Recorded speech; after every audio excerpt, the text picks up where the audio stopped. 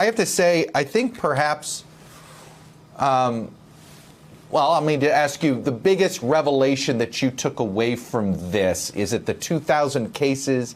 Is it him admitting how much white supremacist groups are sort of at the top of all of this racially motivated violence? What stood out to you, Pete?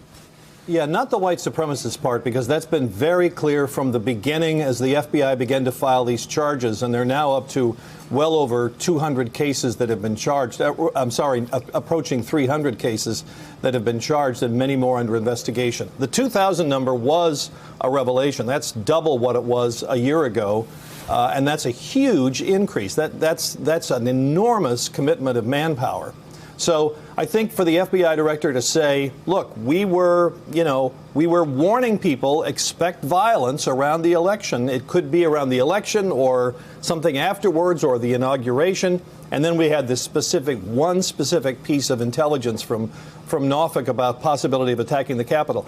He did say that it's clear that people were engaged in planning. But, Chuck, I have to say, having looked at all the court documents, the FBI says in criminal complaints and in affidavits and in indictments in the sort of narrative section that there were plans to attack the Capitol on January 6th. I have yet to see a specific piece of evidence in any of these charges who was actually talking about storming the Capitol. There was lots of talk about violence in the streets, make members of Congress hear our roar. But I don't think they've yet cracked the code on exactly whose idea this was, when it was finally formulated, how much of this was a come-as-you-are party, how much of it was people arriving in Washington with the intention of doing exactly what we saw on the 6th. I think that's still a big unresolved question.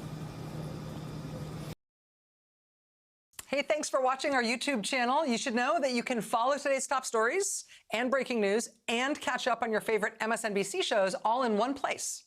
Download the NBC News app today.